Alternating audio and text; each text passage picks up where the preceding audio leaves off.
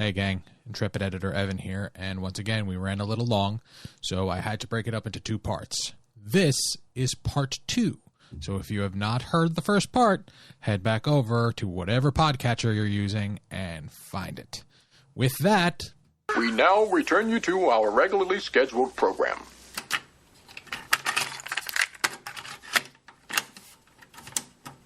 All right, we've got a lot more to talk about, so let's jump into week-old news.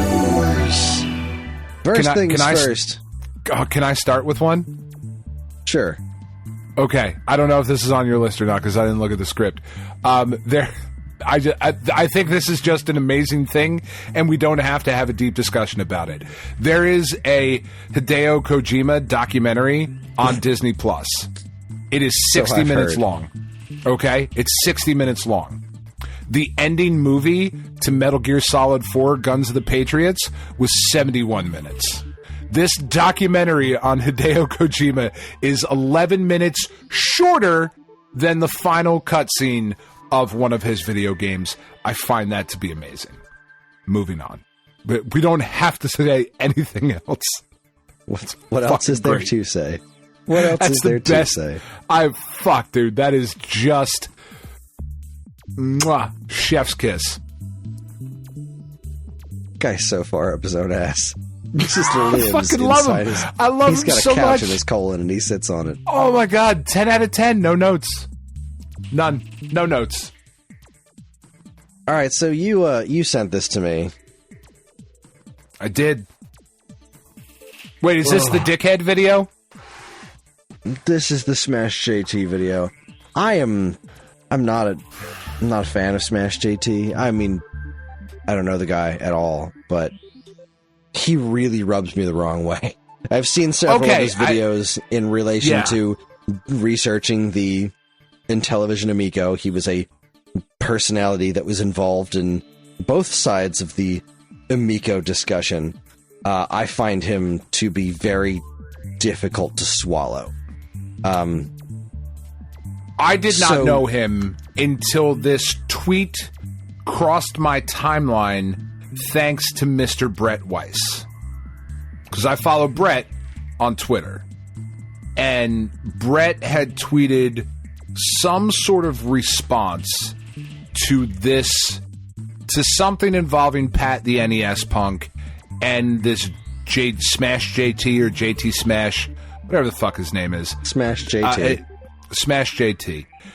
Brett had tweeted something, and I saw the video, and it said, Pat, buy my scam. And I was like... What is this nonsense? The official name of this video is Pat the NES Punk's N64 book scam exposed. Right. And I was like, fuck, man.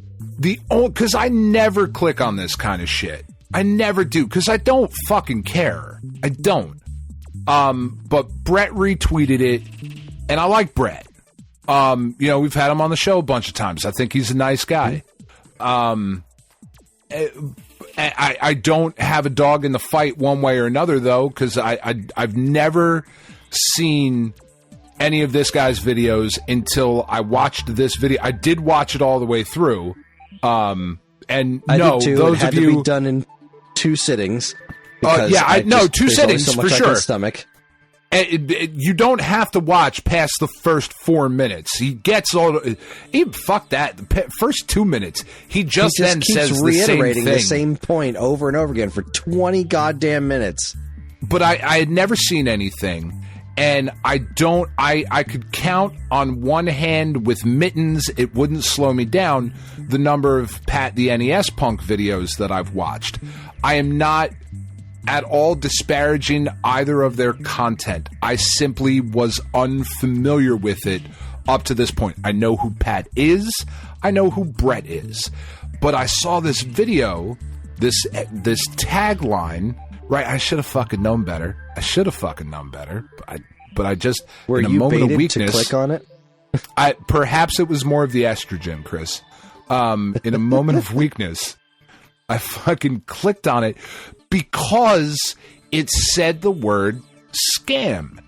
And the stuff with the Carl Jobst video and the completionist or whatever, like, that is a legitimate fucking scam that just happened. I was like, oh, fuck, man. Like, I don't know Pat the NES Punk, but, like, we've seen him in person a couple of times. He doesn't seem like that bad of a dude. He just seems like a guy who ruffles some feathers. Yeah. That's okay. I'm sure he's not my kind of guy, but I'm not a fan of him, but I've been informed by his stuff before, and yeah, sure. I would watch his videos to learn about what's going on in the Amico universe. He's not my kind of guy, but I don't wish him any ill will. Yeah, no, and like it's weird for us as like a much smaller scale show than these guys, but a show that I think is of the same quality, if not better. 500 episodes and whatever. Like I said, there's no dog in the fight here. Like, I didn't feel anything. I just saw that word scam, and I was like, fuck, man, that would really be shitty. What could this be? Yeah, and then I watched this the video. the hyperbole of the names, like, shit, because that's the thing. I would never, no matter what I think of Pat personally, it doesn't strike me as the kind of person who's out to, like, scam folks. Definitely not.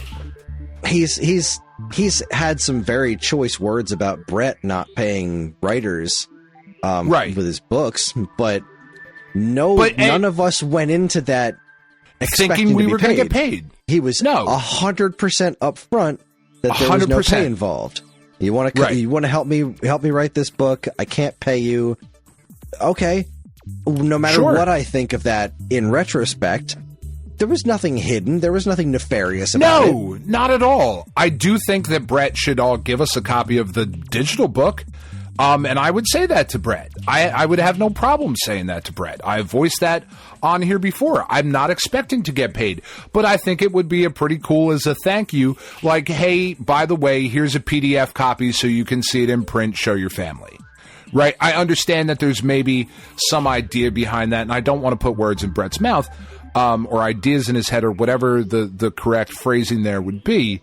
But I would imagine that there's some sort of motivation behind that of, well, I don't want to eliminate a potential sale by giving this away. Right? That would be my thought as to why you wouldn't do that. But no, there was never, we were never under any misinformation, illusion, anything like that. Brett was very, very upfront that he does not pay his writers. And I know Pat has said multiple things about that. What really got me about this video, Chris, is because it was very obvious after the first couple minutes that this was absolutely nothing. This guy's main issue with Pat's book that he's putting out, the Ultimate N64 or whatever, I don't care enough to give the actual title. Not being offensive, I just don't care enough. Because that's not what bothered me about it. What his issue seems to be is that Pat and the people that are working for Pat on this book used emulators to play these N64 games. And that somehow invalidated Pat's opinion or discussion about it. Everything. The whole book is a scam. The whole book is a scam because he played on emulators. And where I took issue with that is that this is a guy who has a bigger YouTube audience than we do, has a bigger fucking website presence than than we do, who is a fucking jabron from all I could tell. I didn't watch through a lot of his videos because I don't want to give him any more clicks, but he seems like a fucking dick. Maybe he's not. Maybe he's a great guy. But the presence he gives off online is that of a fucking dick. And I am very, as much as it may seem like we are cavalier and we just kind of do this show and whatever, you don't actually get to 500 episodes of a podcast without being dedicated to what you do, proud of what you do, and working on your craft. And I think we have a very, very good show.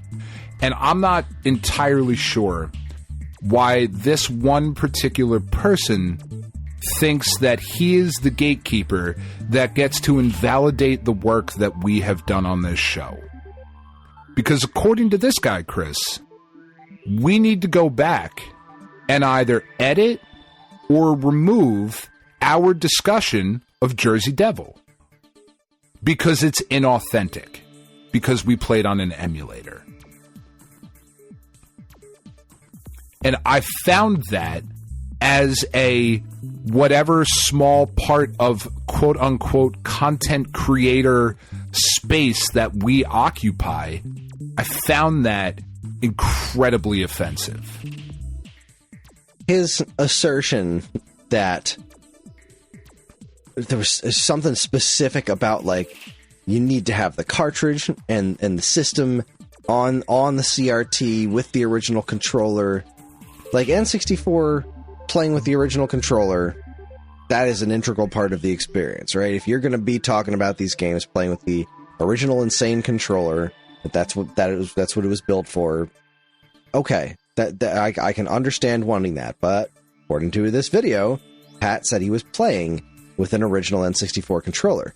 Now, what Smash...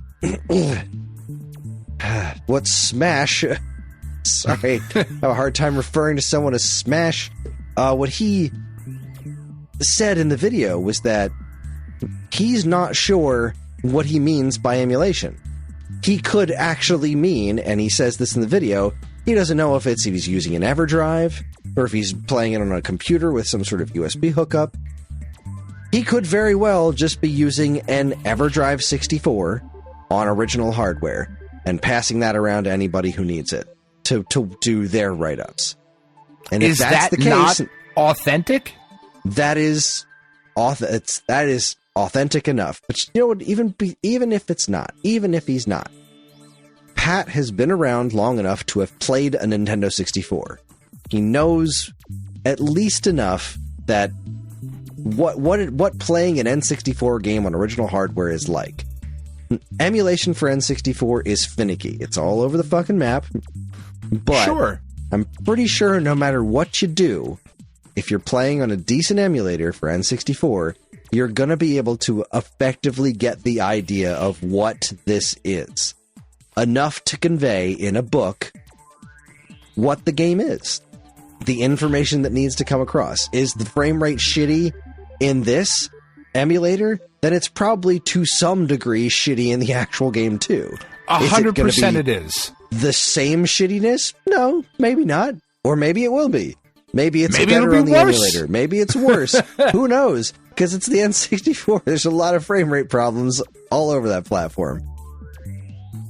To suggest that playing these N64 games on an emulator not only invalidates everything in the book, but makes it a scam? Like he's out there twirling his mustache, trying to pull the wool over the eyes of the good people who are trying to buy his products, these innocent people he's taking advantage of. Like, this was such a nothing burger that he is creating this deep drama about, like, how dare he? He's out to get you. And it seems, just when you listen to all the words that he's saying, that this is coming from a place of, Pat said something bad about me in a video once, and I'm going to get him back for that. I'm going to hurt his feelings. And I can't imagine Pat gives two shits or a flying fuck what this guy has to say about him. Probably not.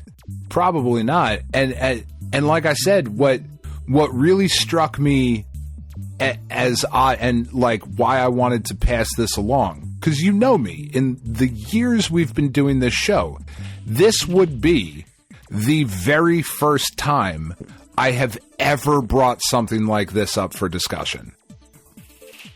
I have never, ever been like, here's the latest clickbaiting controversy, let's fucking talk about it. That is not a thing. That is not a space I like to occupy. I just don't.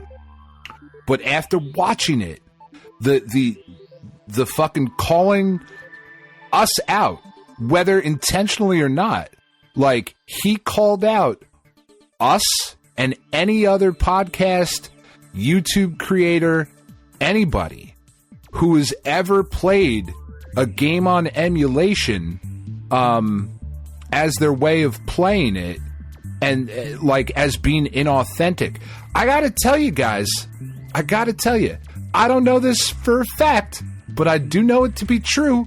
There's a bunch of people in Brett's books who fucking played their shit on emulation for the very first time. And they didn't say anything about it, and neither did you. Guaranteed. Guaranteed. 100%. And there are some of us, I'll raise my hand, who wrote for that book, that when they went to write about said game, guess what? We went back and played it. And do you know where I played the games that I wrote about, Chris? Not on original hardware. How very dare you? And I didn't fucking say anything. So, like, to call in the work that we have done over the years of this show and all other content creators that have done any amount of work and they've played games through emulation, fuck you. You don't get to say that my shit doesn't count. You don't have that right. The other part that really... gatekeeping bullshit right there. It is some gatekeeping, but like you are not the arbiter of what is acceptable to gamers. It's the first point. The second point, though, and the thing that I probably found the most troubling about this video, and what speaks to your point more specifically, Chris, of this is just like, I'm gonna get that evil Pat, the NES punk key hurt me. He spent this entire time railing against Pat without providing a link to an alternative.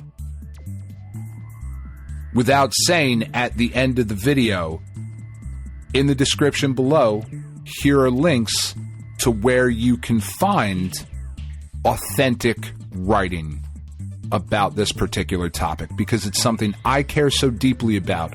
I want to share the content creators that I know for a fact don't do this. And I think there might be two reasons for that. One, because he doesn't actually care. Two, because those people don't actually exist. The amount of times he said he doesn't care about games preservation. He doesn't care about this. It reminds me of another video that I watched some of. I was, Limited Run posted something. And I see anytime Limited Run posts something, somebody on Twitter says, like, don't ever buy from Limited Run. They're an evil company. They're the fucking worst. And I'm like, I don't know.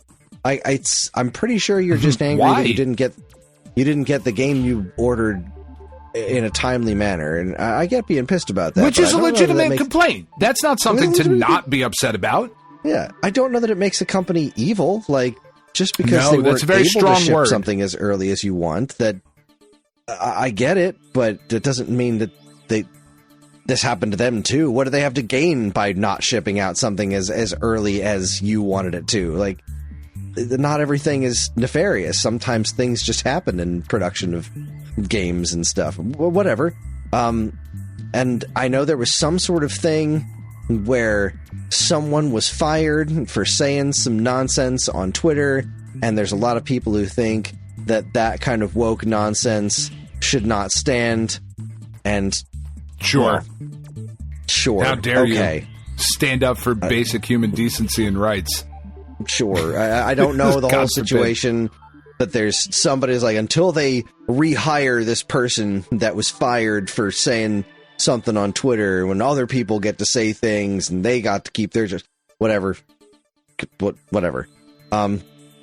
Somebody posted, a couple people posted this specific video about why Limited Run is a terrible company and the worst, actually, as here is your definitive proof. This right here is the proof that this company is terrible. And since a couple people had posted it, I was like, okay, I'll bite. What's this about? Let me check it out. Yeah. Let me check it out. And maybe like 10, 15 minutes into this like hour-long video about how that's too they're long. The fucking worst. They had shown me absolutely nothing that seemed even vaguely nefarious. Like, there was an awful lot of things that are like, if I say this like this in this tone, it sure sounds like they were up to something. But were they killing puppies? Maybe. Where's the proof that they weren't? It was really, really annoying the shit out of me. Like, as I'm listening to this, like, all right, well, where are you going to get to the point where they did something that was legitimately wrong, and it wasn't just, here's something they did that I didn't like. Right. You know, like somebody who worked for them. One of the things, I'm trying to remember the details because it was so fucking absurd. One of the details was like, there was a game that they released that was written on the back of the pre-release version that it was going to be like limited run number 0000, because like the original limited run stuff was all numbered, right? Like here's game number 1, here's game number 2. On this one was going to be game 0000, and like so they held it back so that this was the game 0000, and you could only get it at this certain thing for this certain period of time, and no one else would ever be able to get it. Like, but the final game didn't release with that number on the back of it, which says to me that it was never supposed to be game 0000. You were admittedly showing pre-release images of the box art. It was probably a placeholder image from a fucking template, but whatever, let's just assume that it was some sort of nefarious scam to get people to buy their products. Like, the whole video is just this nonsense, this complete nonsense, mountains made out of nothing burgers, and, well, I can't say whole video because I fucking stopped. I gave up, like, 15 minutes in. I was like, this is just going to keep going like this, isn't it? Like, it's just going to continuously be this thing of, here's why I think they're evil, because it's possible that some of these things might actually be to make profit instead of... The point kept coming back to, like, they talk about, like, they care about game preservation, but if they cared about game preservation, they wouldn't do X, Y, Z. Like, you know... They would just give me what I want for free. Yeah, people can be multiple things. Like, Limited runs a business, and they don't do everything right. They don't. Sometimes they make mistakes. I know that's fucking crazy to think of, that sometimes the people who run a business might have good intentions, but they might not make the right decisions. Yeah. Weird how that might happen. Whereas, like, he brings up other companies like Strictly Limited. Like, now, that's a company that I have legit complaints with, because I think Strictly Limited is fucking gross, because they have routinely released game compilations with a bunch of shit missing. It's like, here is the compilation of these games. These are the ones that are on it, and it costs X amount of dollars, which is way more than it should cost. And then 6 months later, here's the ultimate collection that has all the other stuff that you didn't get in the last collection, and it's only available in this collection. Which we knew we were making.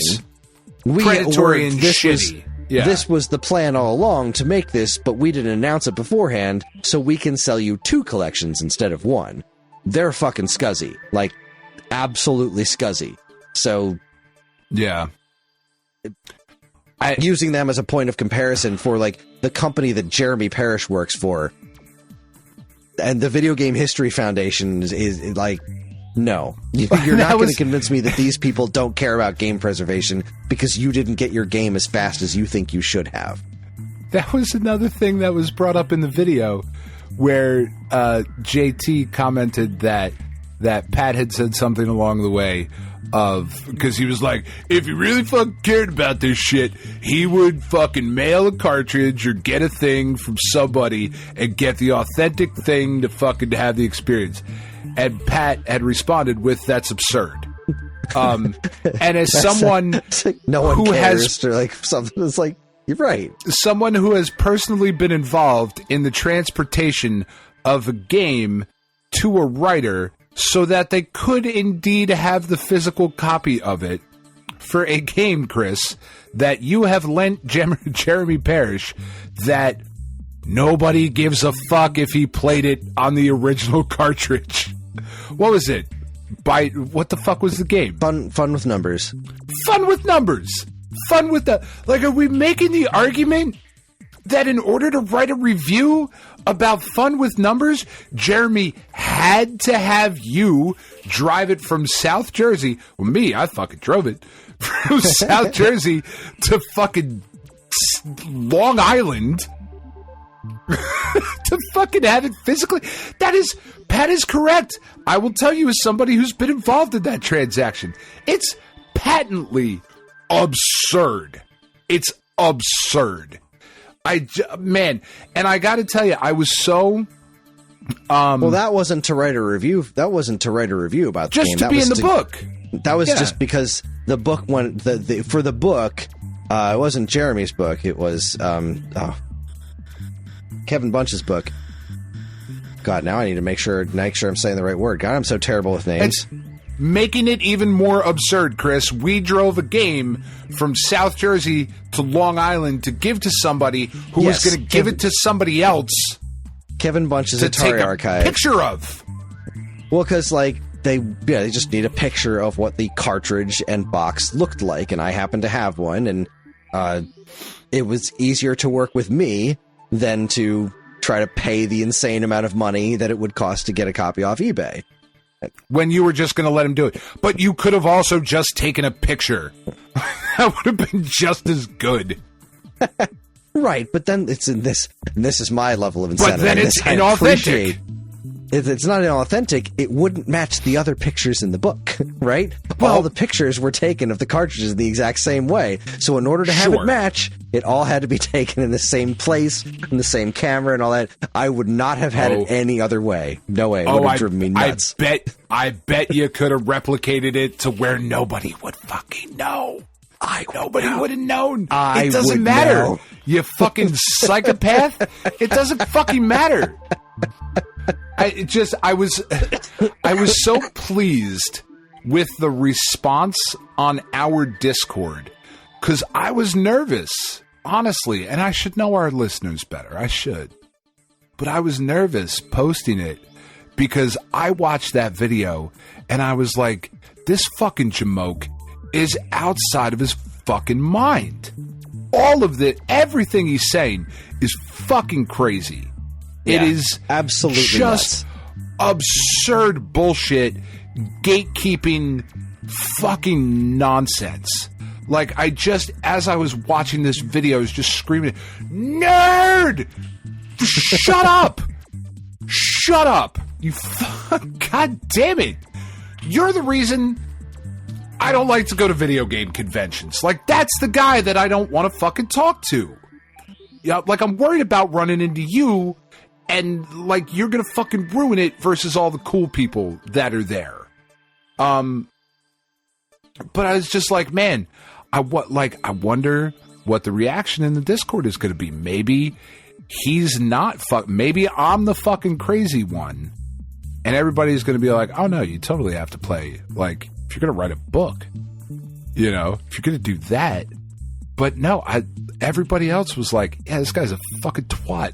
It's like, all right, cool. Like, I'm not the crazy one, because I'm sitting here like listening to, and like I said, man, like, we're about to play Karate Kid. Now you are probably going to play that on the original hardware. Well, with the original, because it's right there. That's literally the easiest way for me to play it. Guess what I'm not going to do? That? I'm not going to do that. I don't own that game. I have a working top loader. I don't have a fucking CRT television. I'm not going to fucking do that. And how dare this fucking YouTube guy tell me that my opinion on that game is invalid? How dare he fucking say that? I was so fucking angry when I watched that last night and this morning, because it was so fucking long. I was so angry. And I was like, man, I'm so thankful that our listeners get it. And then I started spiraling down of like, how does this fucking jabroni have a following? He's got like 22,000 followers. I know. What? Again, nothing against what we have. I love what we have. How does that guy have that much more than we do? Yeah, I don't know. there was a with point this in kind of time- nonsense content that doesn't matter and doesn't actually benefit or grow this community. Like I said, he could have said, check out Jeremy Parrish's books. Here's a bunch of links to Brett's books. Here, let's grow the positivity in the industry. Right? I think you all should buy Brett's book. I'm not going to buy it. I think it's too fucking expensive. Also, I don't care that much. But if you're into that kind of thing, I think Brett's book is fucking great. I've seen them. I've looked through them at Chris's house. They're fucking beautiful. If you can afford it and you love it and you're passionate about it, you should buy Brett's book. Because I think Brett is a good dude. But where was that in this guy's video? That was just all negativity. It was just all shit. That's not... that shit is just not cool. In my opinion. What do I know? I know that we need to move the fuck on. I'm looking at my script and like, we're nowhere in what we have to talk about tonight. It is almost 11:30. A 5-hour podcast up again, Chris. I'm good. I'm ready. I'm going to go brew a fucking cup of coffee. All right. Next up in the news, the Nintendo Direct Partner Showcase happened on February 21st. I thought it was magical. great. Yeah, I thought it was great. I had great. a very good time. We got... I'm not going to go through every game because we don't need to talk about Ender Magnolia Bloom in the Mist. I don't know what that is. I don't know. I thought it looked pretty cool. Yeah, there was just neat stuff all around. We got Grounded from Microsoft. There's a Monster Hunter Stories is coming. The Unicorn Overlord still looks beautiful, and I'm never going to play that. Best fucking name for a video game. It's the best, worst name ever. Unicorn Overlord. Disney Stop Epic it. Mickey rebrushed. Like, I can't Out of believe nowhere? that game's getting remade. That's like a at fucking one out of RKO. nowhere. And like that, what strikes me as weird about that is like that game's not like nostalgically beloved. Like that game, It's people not. turned It's on not a that good game. It's not good. People loved the concept of it, and the game came out and was like, well, this is okay. It's like- not what we thought it was going to. I'm hoping that this remake is what we all imagined that game to be, because it's such a cool How could fucking it concept. possibly be? It's remaking that game. It's the same game. No, I know. Maybe it'll fix some of the jank, but like, it's just going to be that game again. It's such a It's weird got a lot choice. of fucking jank. Like, It if you does. fix the jank, that really goes a long way, because that is like jank the fucking game, man. It's such a broken, unenjoyable experience. Like, just kind of objectively, whether you love the subject matter or not, I do. I think it's very cool. I love all that Yeah, old, like, I wanted historic to love Disney that. shit. I think I but got it's about ju- halfway it- through the game.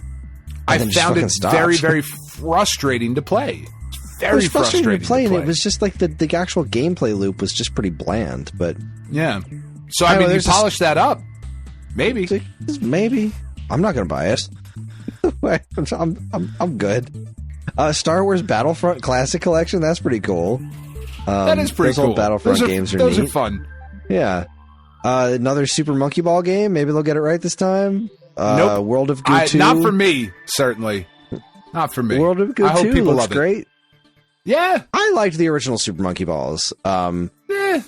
There are people who insist that Monkey Ball hasn't been good in ages, and I can't tell the difference because I was never good enough at Monkey Ball to be like Sure. to really play it. I think it's a fun concept, but I'm just It's not not educated Marble enough on the Madness. topic. So I'm It's not not interested. Marble Madness. World of I Goo 2 want it looks to be. neat. Another Crab's Treasure looks cute. Penny's That Big looked pretty Breakaway cool. shadow dropping. Yeah, I know. We're going to pick that up this weekend because, as you would imagine, Penny is very excited about it. Yeah, I know your kids were pretty stoked on that one, and I mean, I think it It looks neat. pretty It's- cool too. Like, honestly, it looks like a decent little game. It's not, if there's anything I've learned from the Alphabet Super series, I'm not a huge fan of 3D platformers. I'm not either. I'm really think not. you Hat are. in Time. No, maybe I am. Maybe I think am. you are. Hat in I Time think is you don't great. know. Jersey Devil. No, this I think it looks pretty cool. I'm excited. I am way more excited for this game. If it was called like Stephanie's Big Breakaway, we would not be buying it. We'd be like, oh, that looks fine. But the fact that it has my daughter's I don't name, know about that. her excitement is what is bringing me joy. about I think it. she You know would what have I mean? been excited about it regardless because it's from the team who made Sonic Mania, and I know. Well, but the Katie kids are- would care about it for that. Penny Oh, wouldn't right. give a shit about I was that getting, part. I was getting that backwards. Okay, somebody Yeah, in your so house would be Katie- excited about it. Katie's excited because it's the Sonic Mania people. Penny's excited because it has her name. I feel like it's $10 too much. Like 30 feels like the wrong price for it. Like 20 feels like the right price for that. Maybe 25. 30 just feels like a bit much for it. But we're going to have it either way, so. Right. They announced, I love this, and we actually did play a little bit of this week. They announced a multiplayer mode for Suika game. It is paid DLC to get the multiplayer mode, but the game is free.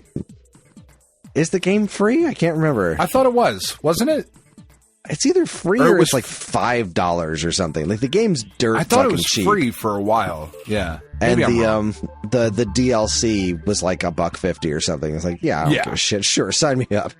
The amount of time, the amount of play that Suika game has had in our house is fucking obscene. So having the multiplayer mode, Karen's thought on the multiplayer mode was like, oh, they took something that was totally chill and made it really stressful. Good for you. But that's just the versus one. There's you can play original multiplayer, which is fucking perfect because just the two of you play the game, play the single player game at the same time, and whoever has the highest score once both of you die wins. So like that's it. Are you listening, Perfect. Helldivers? It could be done. Suika Game's got it cooking. What's your problem? It's almost the same fucking thing.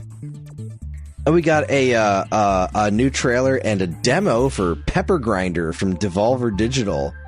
That looks really cool. I haven't downloaded it yet. It is fucking cool. It's hard. It's hard, and the music is interesting.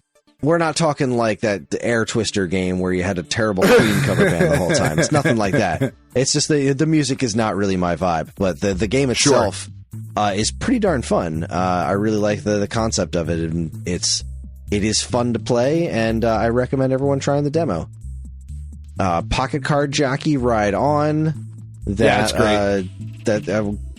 I gotta try this game again. I tried it on 3DS because everyone was like, Pocket Card Jockey, it's fucking brilliant. And I tried it on 3DS and I didn't understand what was going on. I just couldn't get the hang of it. But it's how do you not solitaire understand combined with solitaire horse racing? and horse racing, Chris? That two great tastes that taste great together. I don't get it. You're the issue. Yeah, clearly. it's my problem. Then during the fucking sizzle reel, we finally got a release date for Contra. Yes. There's a release date and a demo. I played through the demo several times. Yeah, I fucking loved it. Me too. It's janky. Like, the Switch game's got some fucking problems, including, like, that boss, not the walls, you know, like the original Contra boss, the walls. I don't know if it does this on the PS5 game, but on PS4 and Switch, after you beat it, that island thing that's in the middle just fucking disappears. Like the entire geometry just poof, gone. Now and there's a lot of frame rate issues just throughout the whole thing. I noticed none of that. I'm not going to say it's not there because I could just not have noticed it. But the way the rest of you have been talking, I feel like I would have noticed something where I would have been like, maybe that's a little off. This game ran on the PS5 incredibly smooth. It was incredibly fun. It was so much fun, I didn't care about the jank. There was one spot... That's crazy. There's one spot with the jank that actually affected gameplay. All the rest of it didn't affect gameplay. So I didn't really care. Because the game is just fucking fun. It feels like Contra. The jank surprises me because this is way forward and they know their way around the Switch at this point. They made fucking Advance Wars. So, I don't know, like Spider Source didn't run this bad. Spider Source didn't play this good, but it didn't run this bad. So... I don't know, the fact that it's as janky as it is weird to me. But, that being said, there's one spot when right after you beat that wall boss, when you're going to the waterfall, where there's a huge frame drop while you're trying to do one of the first jumps. And so on every playthrough after that, I just stood there for a second and waited for that chunk to go past, and then I played the rest of the level just fine. Right. I think this game is an absolute cycle blast. through. Exactly. Yeah. This just feels like Contra in a wonderful way, brilliantly modernized with the controls are very similar to like Metroid Dread, as in like you can play this with the D-pad if you want, and you're only going to get original NES Contra style aiming, but if you play it with the analog stick, you have full 360 degree aiming at all times, which is really fucking cool. It's got the weapon stacking back from Contra 4. The music is outstanding. The story mode is fucking ridiculous. It sounds like Steve Bloom is voicing Bill Reiser, which how'd you score that guy? I love it's wonderful. I love it. This game, once I changed the controls to put the dash on the R2 trigger. Once I did that, the dash needs to be on a trigger button. I was so good because I can just is ridiculous. Yeah, that I found like kind of counterintuitive, just like in the way that I'm trying to finagle my fingers around the buttons. But switching that to a trigger, and just having the other trigger cycle through the web. I don't need 2 cycles. I'm good. Did you play story or arcade? Both. I played through a couple different times. I Bill the first time, and then Probotector the first time through arcade. With the fucking grappling hook. The grappling hook just from really Contra good. 4 and the fucking hover maneuver. It's just really fucking good and fun. Yeah, it's great. I'm thrilled. I wish it ran better, but it didn't run poorly enough to ruin the experience for me. I'm absolutely buying this one. I'm buying a physical. I think it's great. Yeah, I am. I'm very, very pleased with that, and I feel bad that there's jank on the other systems. I really do, because that was not my experience at all. Like I said, unless PS4, unless I missed it. And man, it's just kind of the thing. Like multi-platform, current gen, last gen. Like we were talking about a little bit in the Discord with like the show. I thought, I was really happy for everybody that they were going to get to play the show on the Switch, on the Xbox. Like, fuck yeah, good for you guys, because it's such a good game. It still looks like shit on the Switch. It looks fucking terrible. And I can't imagine how bad it would look if they actually made a current gen version of the show. Like, that game looks the same as it did 10 fucking years ago. Like, it really honestly does. Like, if you go back and look at the character models from, like, the show 14, it's almost fucking identical. So if it already looks so bad on the Switch, how much worse would it be? Like, it feels like they would almost have to make 2 different versions of the game.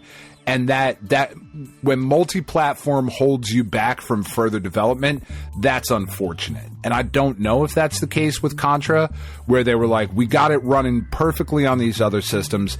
There'll be some jank on the other ones. Fuck them. Like, I don't know if that's way forward. Like, and not as negative as that sounds, obviously. But, like, it's just not worth it to put the time and effort into these older things when we know the Switch 2 is coming and whatever else, Right. What weirds me out about that in particular is, like, similar to Bloodstained, right? Like, yeah, Switch is the platform that this game is going to sell the most on, like, by a considerable margin. I don't think there's a probably about it. That, yeah. I mean, Bloodstained was like that through the Kickstarter. It was just like 10-1. Switch was by far the platform, but that wasn't the lead platform they designed it for. And like with something like Contra, why you didn't make Switch the lead platform, right? Make that the one, because if you get that up and running perfectly smooth on Switch, I don't think it's going to be that hard to make it run smoothly on the other platforms. But if you make it I don't know. PS5 runs super smooth, and then now we got to pare it down for the Switch version. Like, you've done this backwards. Like, I don't know, man. Yeah, you shouldn't be targeting that is a level that like that sort of development and the actual making of games is just not something I know enough about to exactly. Really This is my best. That's what guess. it feels like or seems like, but we can't sit here and say definitively. Correct. But it was fucking dope. It was really good. Yeah, I really liked it. I'm super happy about it. Pentiment was the other Xbox game that's coming to Switch. And then, I refuse to call these Xbox games. I flat out fucking refuse, because there's people online writing articles about the other Xbox Studios games coming to Switch or on Nintendo Switch Online. Like, fuck off.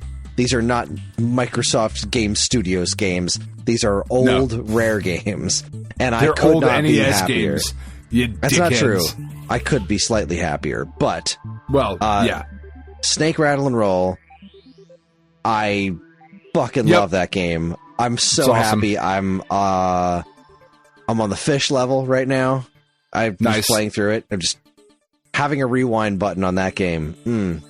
Just chef kiss. Like, I don't have anything to prove with these old games anymore, right? No. So, like, I'm fucking in. I spent a solid hour playing RC Pro-Am, because RC Pro-Am is just as good today as it ever was. And these games, both of these games, look and play so much better on NSO than they do in Rare Replay.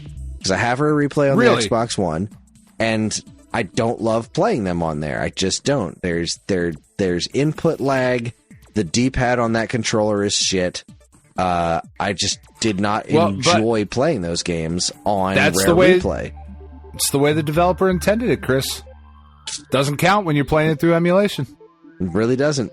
Wait a minute. Rare Replay is emulation. Oh, no. We're all fucked. No. It's the way the developer intended it.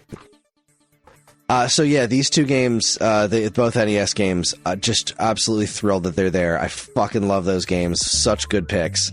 I hope that there's more in the future, you know. You would have to imagine that there would be, right? Like, it'd be weird if there wasn't. Right, if they just stopped here. But like after, so you got RC Pro-Am, you got Snake, Rattle, and Roll.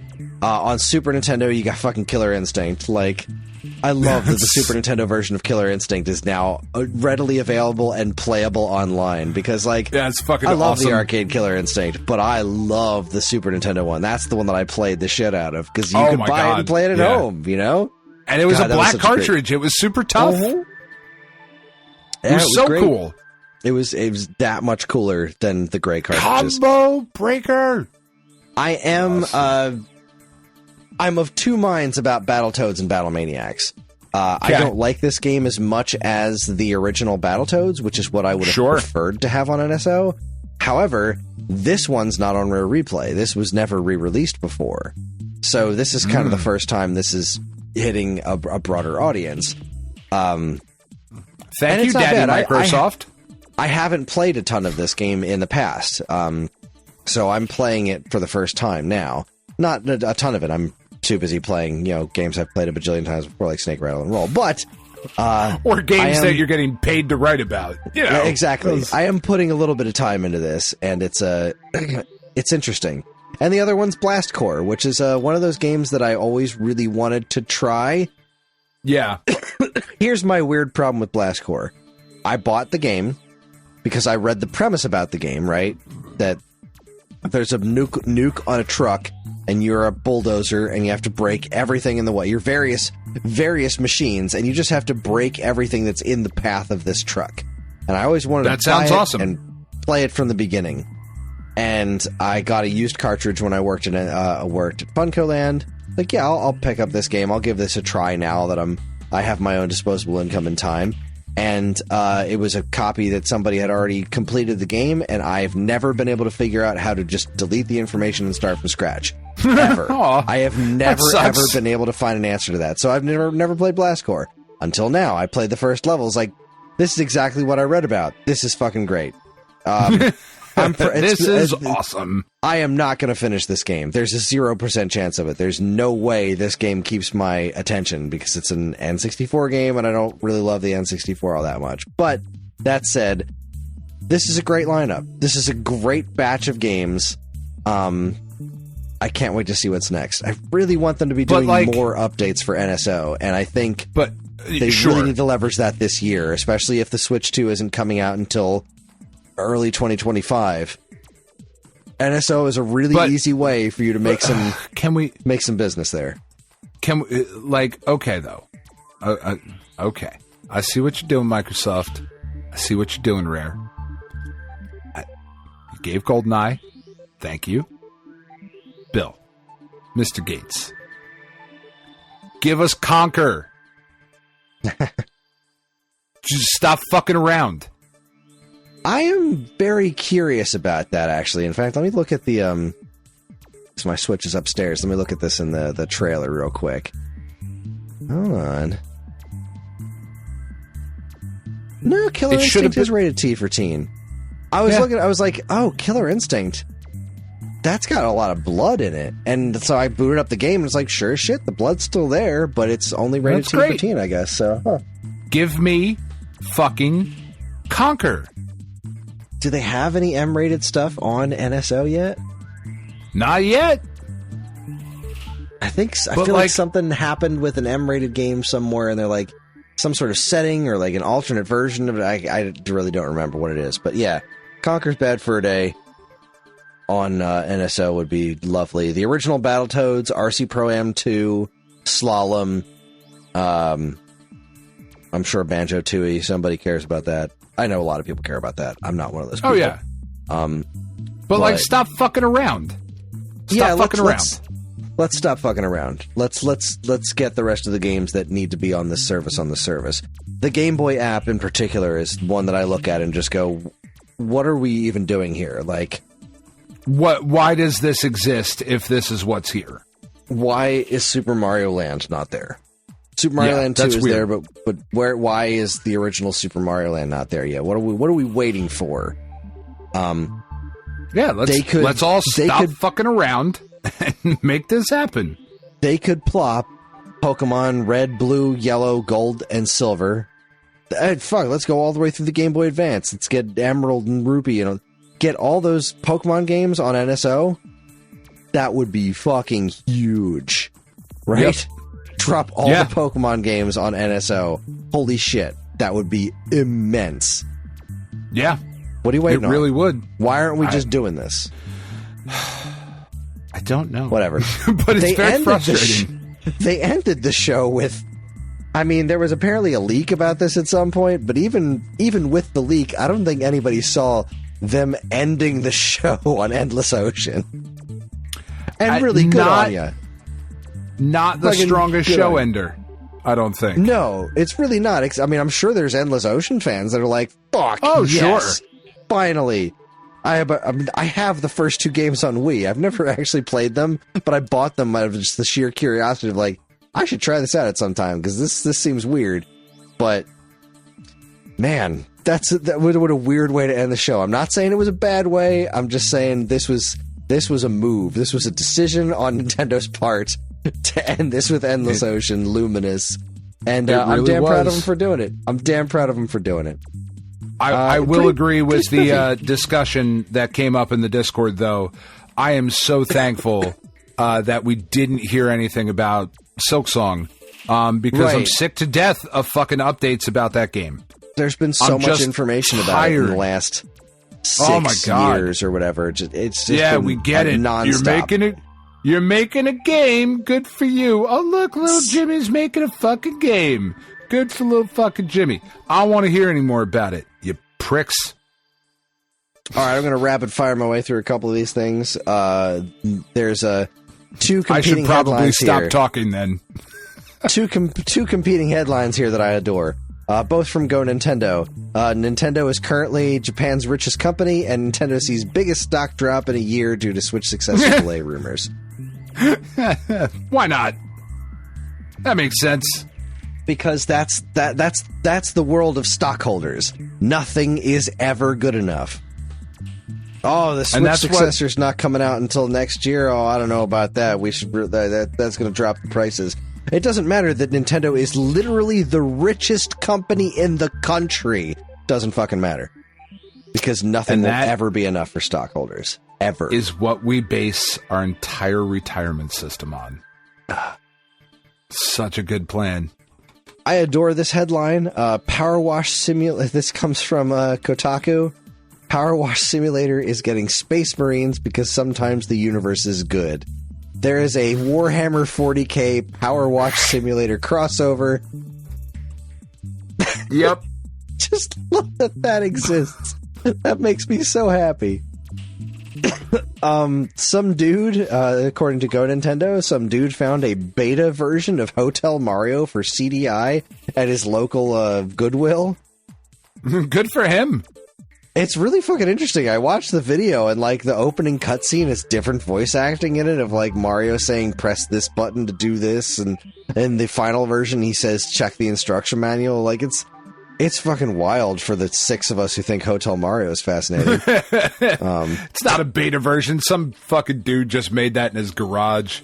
I'm just going to put this out into the world and watch the nerds go crazy. Time Extension posted that 3 new Atari 2600 games have been found and dumped. That's pretty neat. I can't believe they're still finding shit. You gotta love that. There was just a bunch of dudes, a couple of girls that were fucking working on Atari. They were fucked up all day. They were high. They were tripping. They were drunk. They were blitzed out of their fucking minds, and they were just like, let's fucking make games. They were just fucking going crazy. Because you didn't need a team of 7,000 people to make a game. You had like 2 dudes and an hour. You were like, it's a new game. Let's make some new Atari games. Pure Xbox has got the information on the rest of the Microsoft stuff coming to other platforms. So Pentiment and Grounded are not just coming to Switch, they're also going to PS5, and PS5 is also getting Sea of Thieves and Hi-Fi Rush. And that is rumor has Hi-Fi Rush is already up for pre-order on PS5 as of today. Maybe rumor has it Hi-Fi Rush and Sea of Thieves will also be coming to the Switch successor. Because folks thought it was pretty odd that they aren't coming to Switch, and apparently that was the rumor is that it's because they're coming to the next thing. This is silly to mention. None of those are named Indiana Jones, though, so they sure aren't. I sleep.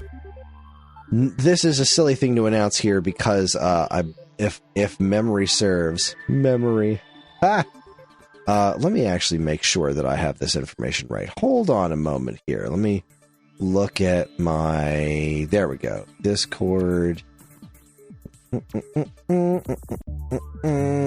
Hold on. Scroll. Best scene in the Marvels. Yeah, so the memories. The MemCard Pro 2 for PlayStation 1 and PlayStation 2 is finally coming to Stone Age Gamer. People have been asking us about this forever. Yes, we are carrying it, and pre-orders went live today. However, the pre-orders are only going to be up for a week, so by the time you hear this podcast, 1 week from the day we post it, it will already be pre-orders closed. But we will be getting more of them in the future. Like we've got a great relationship with 8-Bit Mods, so it's just really nice that this thing is finally coming to more retailers, because the MemCard Pros are awesome. I did stuff with the MemCard Pro, the original one, on PlayStation 1, and then they did a GameCube version. They got little screens on them. It's basically like, this is the last memory card you'll ever need. You buy this for your system, you never need any more memory cards. Which is great. Lovely. Yeah, it's great. So that's a thing. Go Nintendo. Ninja 5.0 is coming out.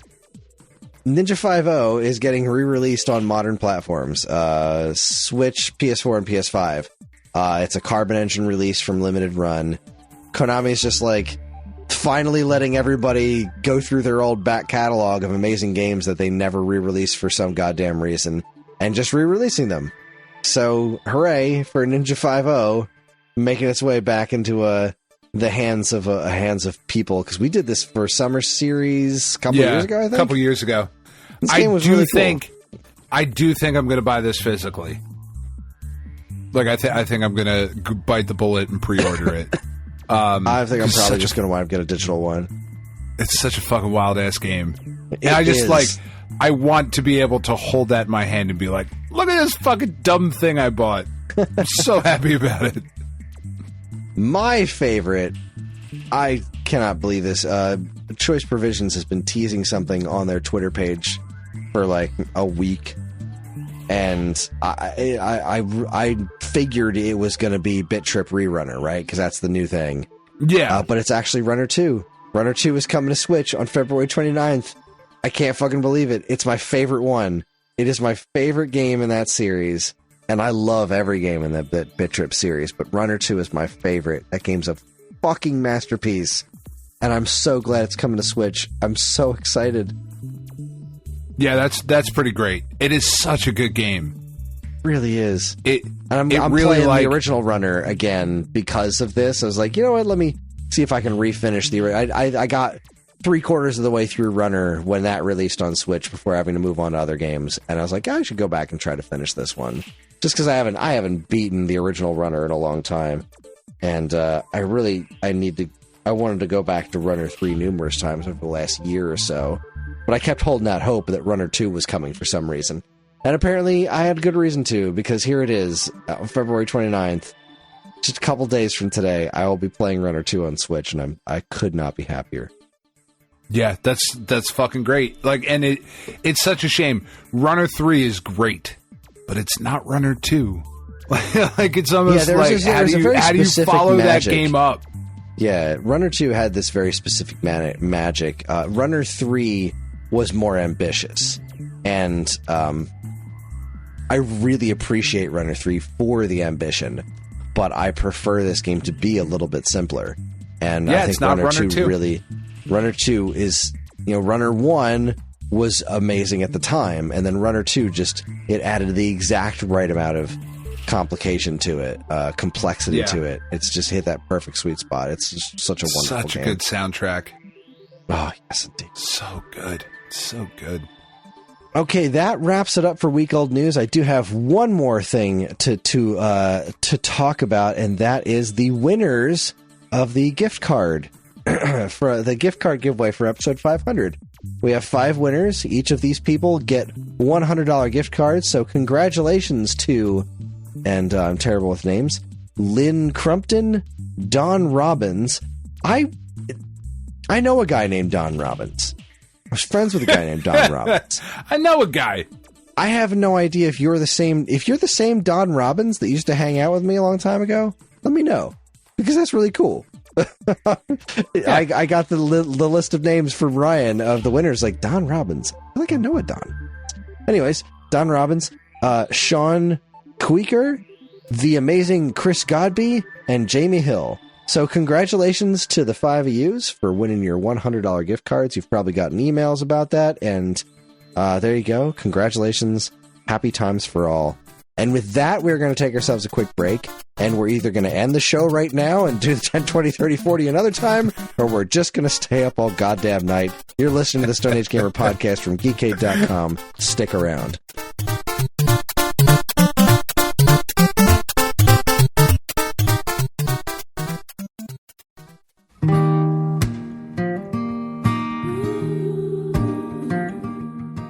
We are Safe at Home, the leading dog rescue in the heart of New Jersey.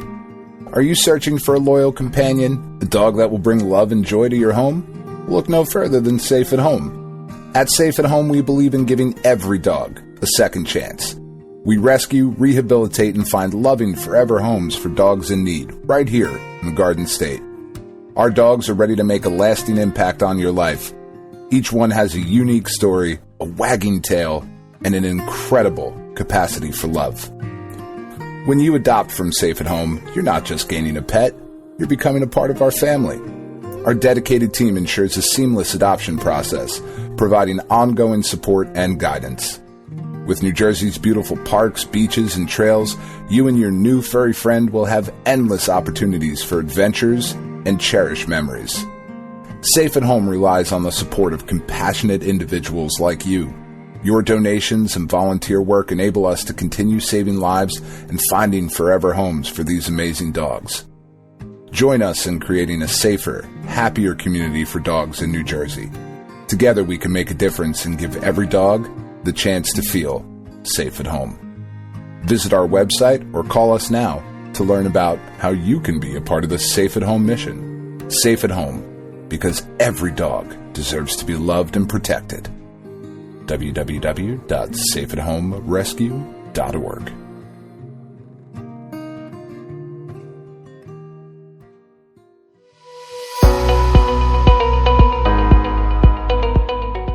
Hi everyone, Chris here.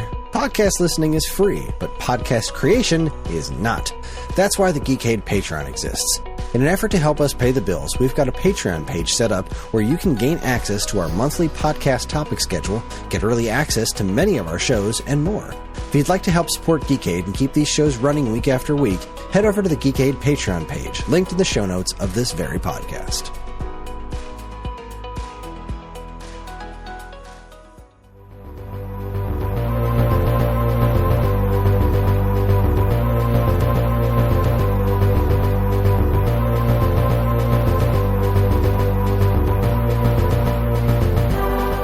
All right, everybody, we are back. It's time for the 10, 20, 30, 40, and I'm going to do this fairly quickly. So, Dan, you'll be prepared. We're not going to stop and talk about all these games, unless it's something you really fucking want to talk about. No, I'm turning my mic off.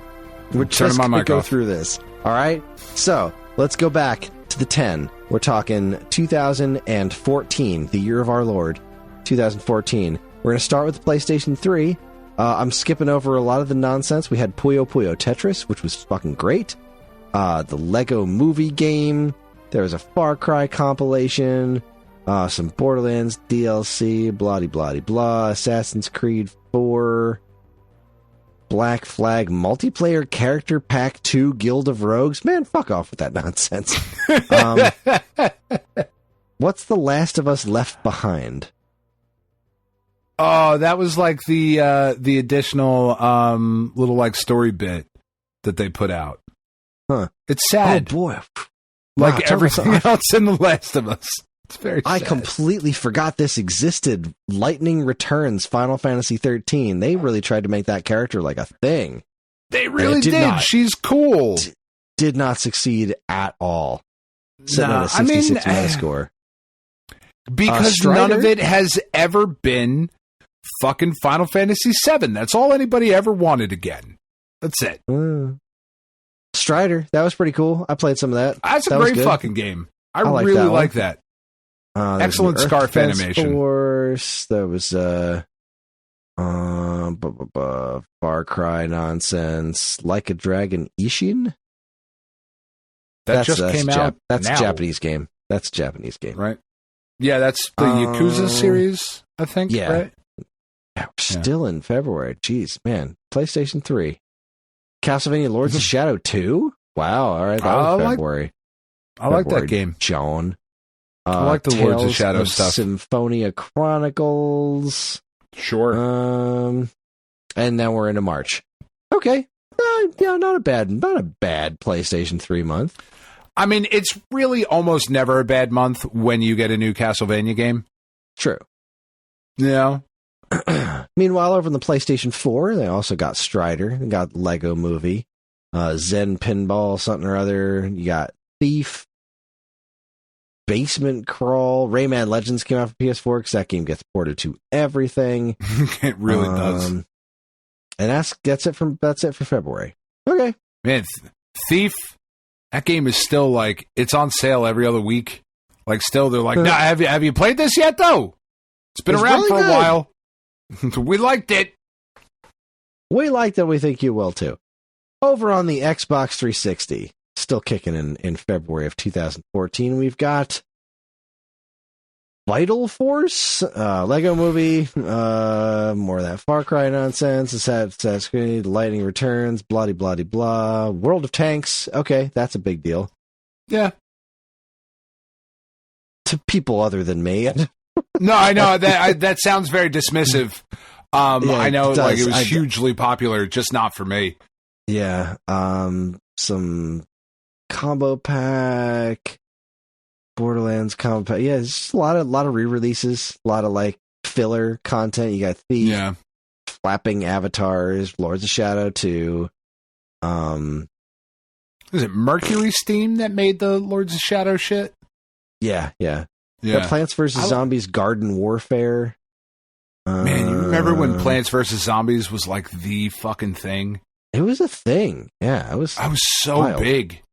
That Angry Birds, like that advent of mobile gaming was like, oh no, these don't like suck.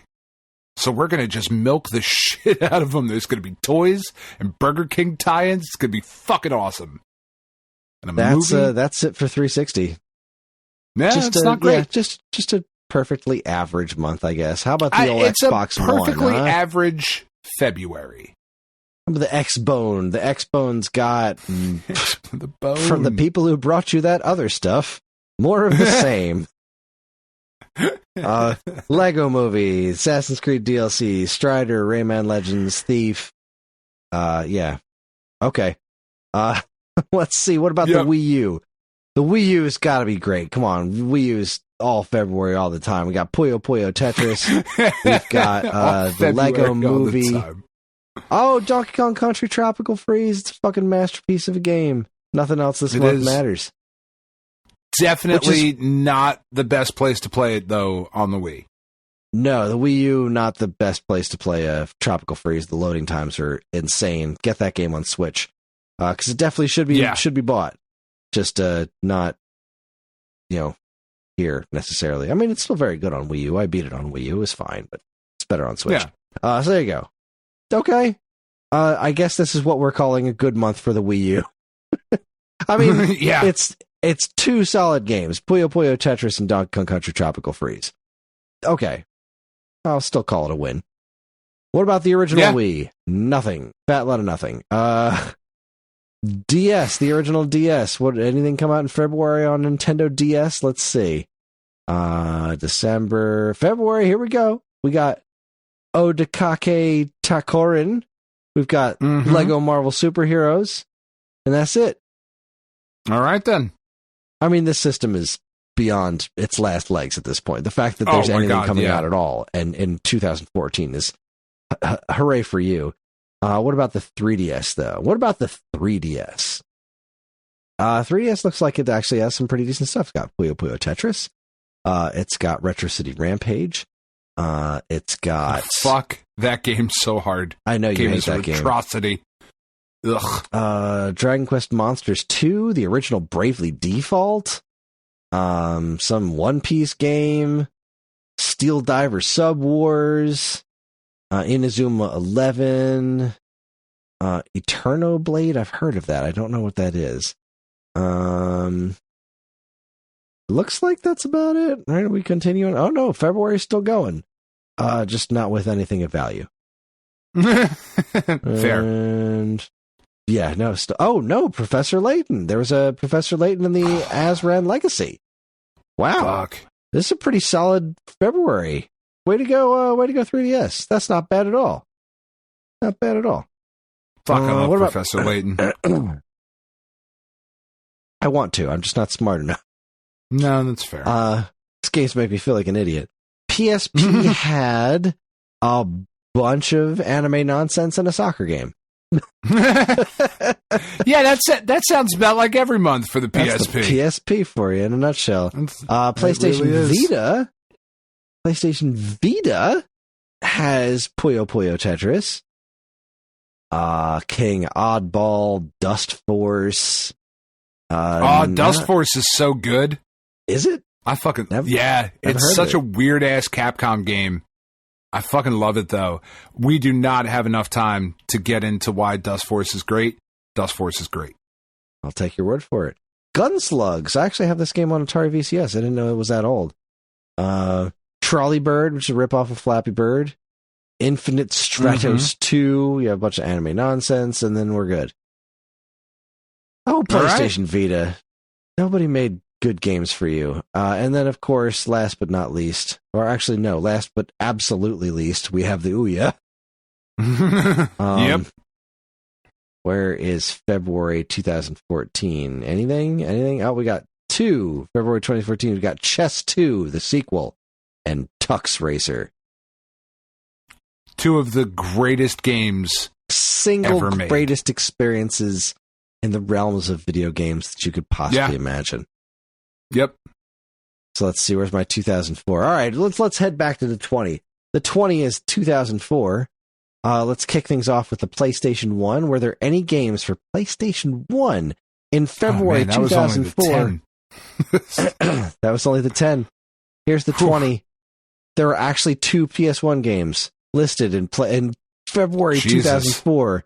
The Disney Collector's Edition was a 3-pack of Lion King, Walt Disney Racing, and Toy Story 2, and the Three Stooges for PlayStation 1. What the fuck? Yeah. Meanwhile, in actual current generation platforms, I in 2004, really hope that for the fucking Super Series, I have the letter T. Because I know what we're playing. Doing. All right, look at this. Look at this. This is February 2004. I can't. Fucking February 2004 for PlayStation 2. And I'm only going to list off the stuff that I think matters. Right. We got Air Force Delta Strike. I know people like the Air Force Delta series. It's not an amazing thing, but it's there. We've got R-Type Final, Puyo Pop Fever, Nightshade, the sequel to Strider. Not Strider, Shinobi. Champions of Norath. That Lupin the Third game, which was okay. But that was kind of a big deal that it came out. Yeah, it was neat that we got that in the States at all. World Soccer, the Winning 11, whatever it was called that year. 007, which 007 is this? Everything or Nothing. We got Jet Li, Rise to Honor, Pitfall, The Lost Expedition, MX Unleashed. And we're still going on a different page. Let's see, we're still in February. Final Fantasy X-2 International plus Last Mission. I don't know about that one. New Romance of the Three Kingdoms game. All this stuff came out in Japan. Holy shit, we're still in February. A third page with February still on it. But nothing. Lifeline? No, that was March. That's it. We're out. That's pretty solid. That's some good stuff. An absurd month. February. For February? That is an absurd February. Yeah. That's pretty good. That was when Konami was doing, I forget what they called that line, but R-Type Final was part of it, where they had R-Type the fucking Final, yellow Mr. Mosquito and Mad Maestro. The yellow packaging and whatnot. I thought, I was like, this is so cool. And then they just did what Konami does and totally gave up on the idea. They're like, fuck it. Do something else. But that's a pretty solid February for any platform. But that was just PS2. PS2 just constantly had games. Now, what of the competition, sir? What of the Xbox? What of it? What of the Xbox? We have Intellivision Lives, Silent Scope Complete, Unreal 2. No, Intellivision Lives. This was back when Intellivision was... The whole brand is dirty to me now. Just boo everything in television. Retroactive. The James Bond game, the Pitfall game, the MX Unleashed game, plus MTX Motor Tracks. We got 2 MX games in the same month. There's a Steel Battalion thing. Oh, Ninja... No, that was next month. Son of a bitch. Wow, that was it. Wow. That's not much. Was it for That's not much. A lot of it's the same. Not quite as impressive. What about the old GameCube, huh? Nothing hits quite as hard as GameCube, right? We've got Final Fantasy Crystal Chronicles. That's where my bucket joke came from. Pokemon Coliseum. There you go. That's pretty big. The James Bond game, the Pitfall game, and that's it for February. Small, but not terrible. Not terrible. Not PS2 though. No, it's not PS2, not by a long shot. But hooray for that Pokemon game. Good job. What about the Game Boy Advance? What about the Game Boy Advance in February 2004? I'm gonna guess. Oh boy, this is gonna be hard to top. So there was a Yu-Gi-Oh game. There was a Baldur's Gate Dark Alliance for Game Boy Advance. The Pitfall game came out for Game Boy Advance, but this was February 9th, 2004. Metroid Zero Mission. Oh my god, I fucking love that game so much. That's hard to top. I don't think anything's going to top that this month. I don't know that there's any game that has made the original version of itself more obsolete than Zero Mission? I'm not going to fight you on that. I can't think of one. Yeah. There were no Nokia N-Gage games this month, Dan. That's a Son tragedy. of a bitch. That is disappointing. I go straight from January to April. Not going to get any next month either. That's a shame. Side talking taco. Acceptable. Well, there you go. In my book, GBA wins that just because Metroid Zero Mission is one of the best games ever made. It's not even close. That not even close, that game. That was a good month for PS2, but seriously, Metroid Zero Mission. Fuck off. Yeah. 1994. Good old 1994. What are we looking at here? I brought up these pages for some reason. I think there was like a... Why did I bring... this was arcade. So February saw Ridge Racer hit the arcades in 1994. That was pretty great in the arcades, yeah. That was pretty great on the PlayStation, but really great. That's about the only thing that I can think of that I'm looking at this Wikipedia page for. So let's go to the NES, the Nintendo Entertainment System, as they call it. Why am I doing this on my second screen? This should just be in front of me. Why am I? I'm looking really over to the right, looking past my mic stand, like some kind of goober. What are we looking for? We're looking for February 1994. God, 94, still pumping out NES games. Was there anything in February is the question. Yeah, we've got two. We've got, Alfred Chicken and Ninja Turtles Tournament Fighters.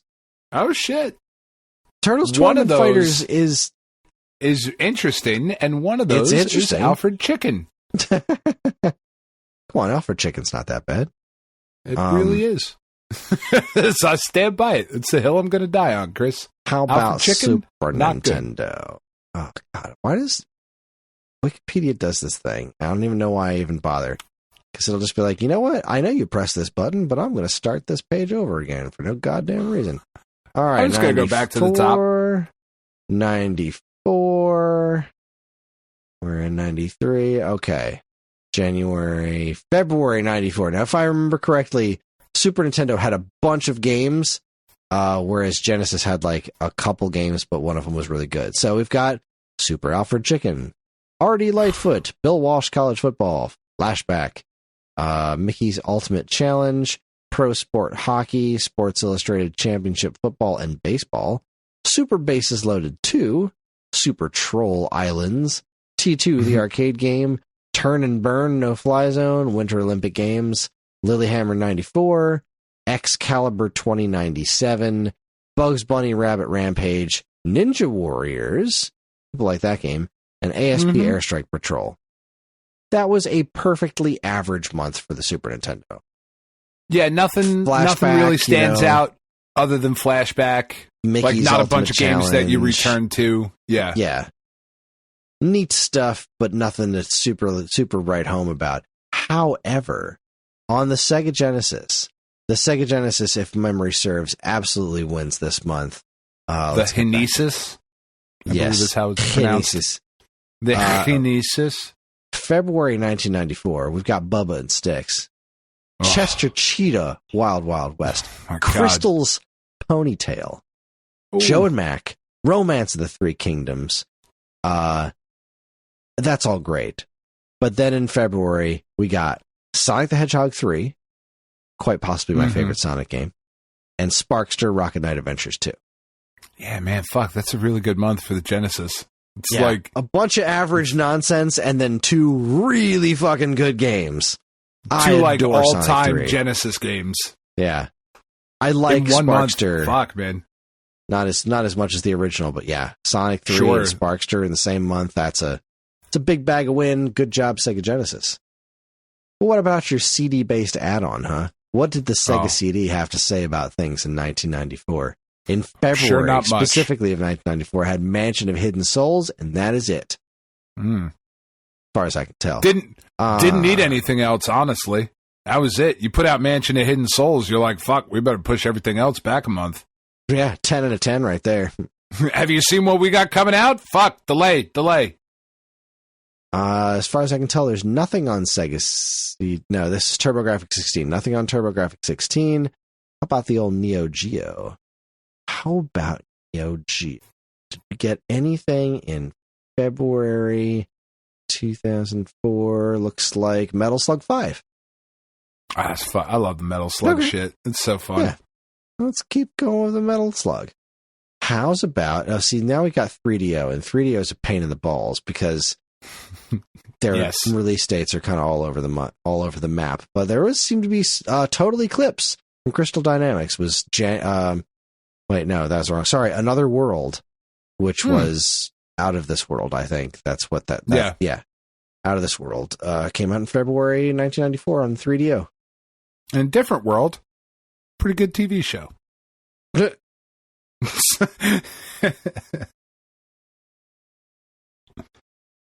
Wow, I just totally forgot that show existed. Yeah, no.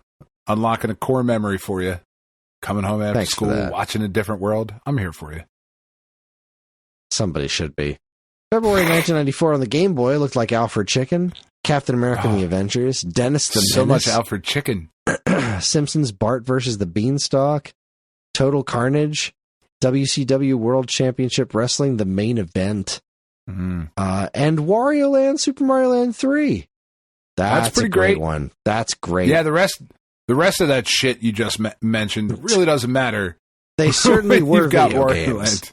They certainly were. I mean, I fucking love... Don't get me wrong. When there's a new Dennis the Menace, I am first in line.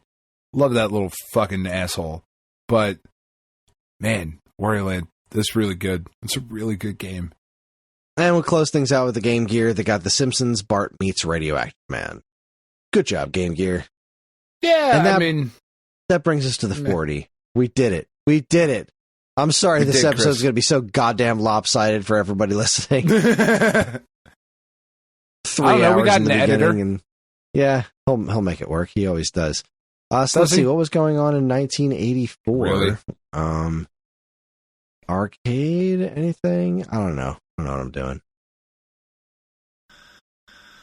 Launches the initial version of the boxing game Punch-Out! On February 17th. Oh yeah, it looks like Punch-Out! Hit arcades on February 17th. Well, there you go. Good for you, arcades. What a fucking wild difference between the arcade Punch-Out! And Mike Tyson's Punch-Out! Right? Really weird. Such a weird difference. Both excellent. Totally different games though. Yeah, like you can definitely notice some similarities, but yeah, they're very different experiences. Here's a weird one. There were no Atari 2600 games.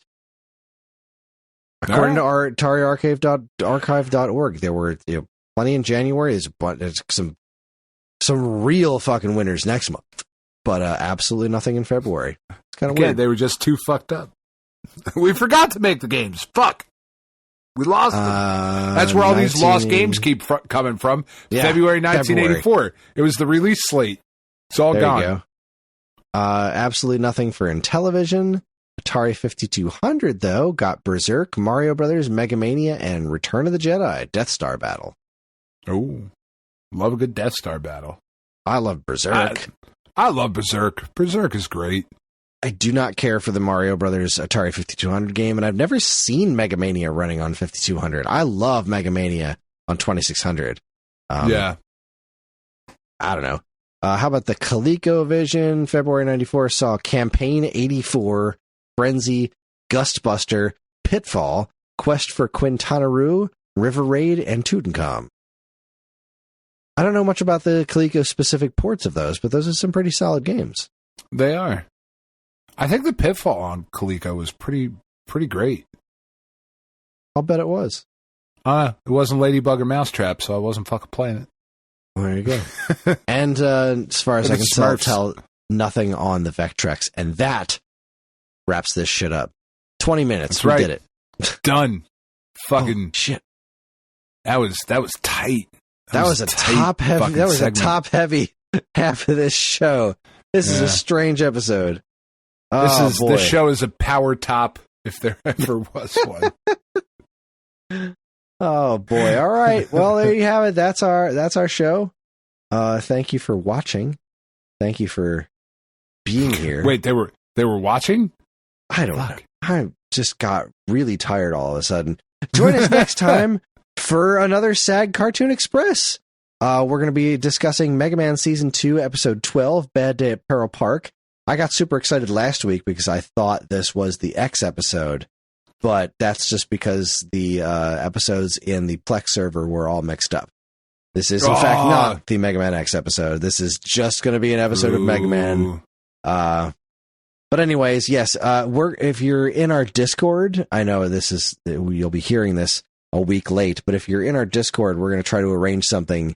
If you're having trouble tracking down the episode and need a way to watch it so you can enjoy the episode better, let us know.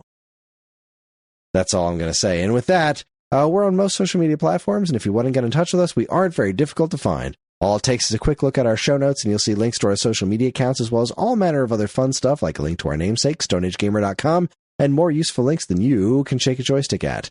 If you'd like to get early access to this show's episodes, as well as a bevy of other shows on the Geekade Podcast Network, check out our Patreon, also linked to in the show notes. It helps keep this show running week after week, and all our patrons are loved and appreciated.